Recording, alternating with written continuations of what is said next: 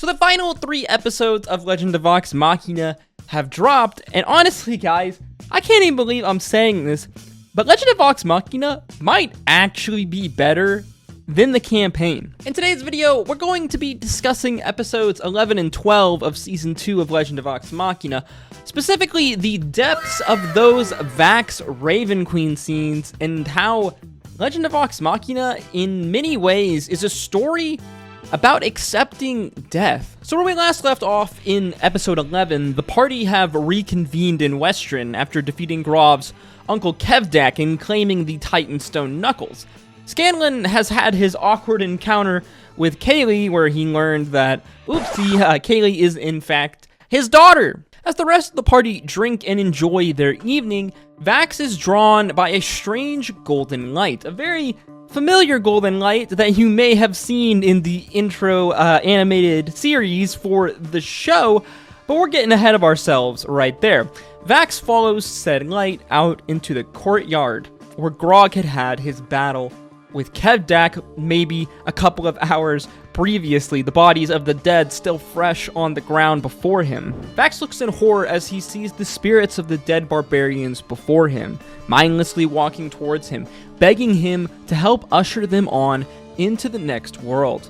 Vax turns around, multiple strands of golden thread leading out from his body into the spectral form of the Raven Queen, who awaits him, his fate interlinked with her, as he screams, "What do you want from me?" The vision fading, Vax waking up. Vax's story throughout Season 2 largely focuses on his connection with the Raven Queen and the sacrifice that he made to save his sister Vex's life, and how he is mentally processing this decision.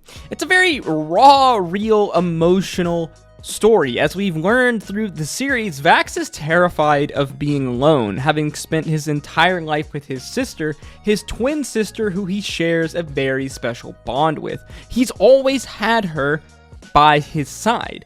She's always been there for him to rely on, but now he's slowly coming to the realization that his path and his destiny does not lie with hers and his friends. Not anymore. Next, Vax and Scanlan have this cute little scene where they talk to one another outside at the night on the balcony. Fans of Critical Role know how much chemistry Sam and Liam, the actors behind the two characters, have, and it would be very common for these two especially to have deep roleplay talks before their characters would normally go to sleep. The two discuss change and how much it scares them, Scanlan having a realization that you don't need to choose your part in the play, but a true performer will always commit anyway. Vax says, "So what you're saying is you can't let fear hold you back." Scanlan replies, "I guess I am. Take the plunge." Take the plunge indeed, Scanlan. At dawn, the party planned, Vax sneaking off to visit a temple of the Raven Queen. Upon stepping his side, he is met by a group of priestesses who take him to a large pool of blood, overlooked by a visage of the goddess's masked face. Vax stands before it confused at first until he finally walks deeper into the pool, the blood coming up to his waist, to where he whispers, "Take the plunge," as he dives deep within the waters. I guess, not waters. Vax begins descending deeper and deeper against his will. He begins to struggle, trying to breathe, trying to swim up to the surface. But finally, a look of calm comes over his face, and Vax does indeed take the plunge, as he relinquishes his fear of death, letting out the air that he has left in his lungs, accepting his fate as he sinks down deeper into the pool. He awakes floating in the ether, strands of golden thread emerging from his body. The scene pans out, and before Vax exists an entity of pure power, the visage of death herself, the Raven Queen in all of her glory. Vax asks her what will become of him. She explains the threads of fate are not puppet strings. They connect life to destiny. You are fate-touched, Vax'ildan. You are able to bend and see the threads of fate around you. All the living share one experience, death. We must safeguard that beautiful moment where life fades to death. Protecting the sanctity between life and death is our cause. She tells Vax, "You're afraid of dying. Don't be.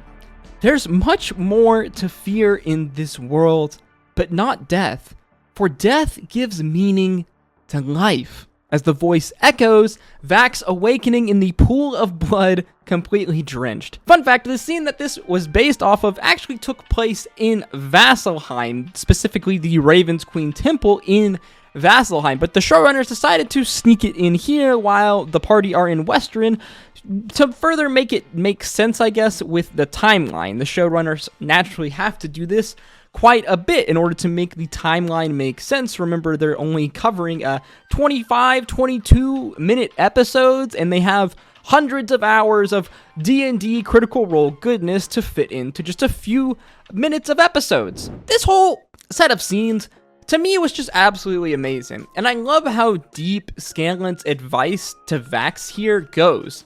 Take the plunge. It's funny because Critical Role did a theme song a few years back called Your Turn to Roll. The entire idea behind the song and its lyrics is to take a chance, roll the dice, put fate in your hand, accept the call that was given to you, take the plunge. In many ways, this is kind of what the entire story of the Vox Machina as a whole is about. But we see it personified here in Legend of Vox Machina the most in Vax, and we see it plainly on display here in these scenes with the Raven Queen. Speaking of the Raven Queen, just wow, man, the art in these scenes just captures the god's essence, the ever-presence, the ever-powerful, omniscient being, and just how small Vax is when compared to her. It's just absolutely terrifying and absolutely epic. And this whole conversation about the nature of life and death, it's beautiful, man. In essence, it's kind of the concept of yin and yang. One cannot exist without the other, the light and the dark. They necessarily need one another. They exist because of each other, and the existence of each other is necessarily what gives itself its purpose. This is the same with life and death, as death is simply the absence of life, as in darkness is simply the absence of light. But it's necessarily that absence which makes life itself so beautiful. All of this from a silly D&D animated show, huh? It really makes you think, man. As well, we had these little golden threads that kept popping up, these little strands of fate, this through line that kept making an appearance throughout the show.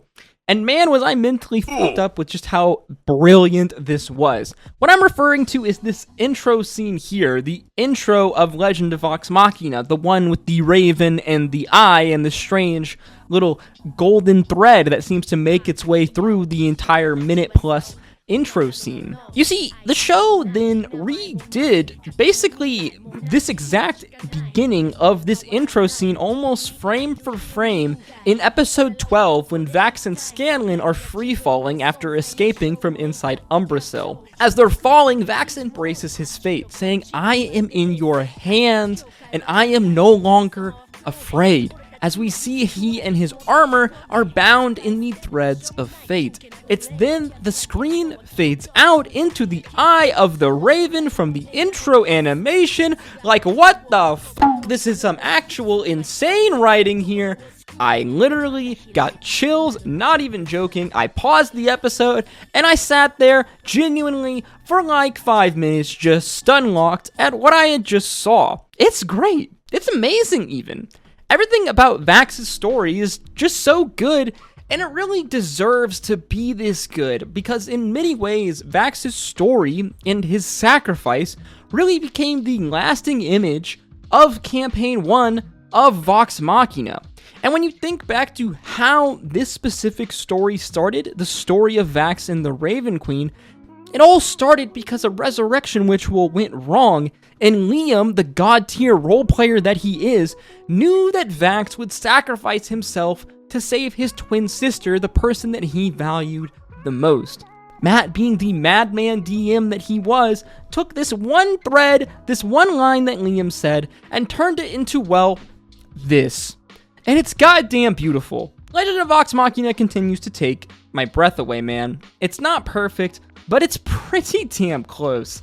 It somehow manages to blend slapstick, childlike humor with these deep emotional stories and storytelling that really makes you feel something in a way that really only the Critical Role cast kind of know how to do. The story of Vax, and in many ways the story of Vox Machina as a whole, is one of commitment, going out on a limb, taking a plunge to fight for what you believe in despite the odds. A story of accepting what may come and coming to terms with the things that really bind us all together as humans. In our human experience, that is death, and how death gives us meaning to live. And all of this from a group of nerdy-ass voice actors who play Dungeons and Dragons, huh? Really makes you think. As always, if you enjoyed the video, learned something new, make sure you like, comment, and subscribe. This show is really good, man. Really good just in a bigger picture, not just as a Critical Role fan. And I really think that Legend of Vox Machina right now is really filling a hole, a void left in English-speaking animation. And I can't wait to see what the future holds for this show. As always, guys, I hope to see you in the next one. Stay safe out there. Keep your eyes open for our Legend of Vox Machina Season 2 full review. And as always, until next time, peace, love, Adu.